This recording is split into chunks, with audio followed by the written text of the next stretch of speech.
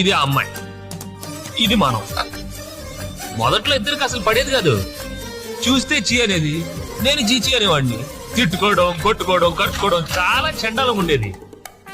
ఏమైందో తెలీదు, కనిపిస్తే నవ్వడం మొదలెట్టింది, పలకరిస్తే మాట్లాడేది, గుడ్ నైట్లు కూడా చెప్పేది.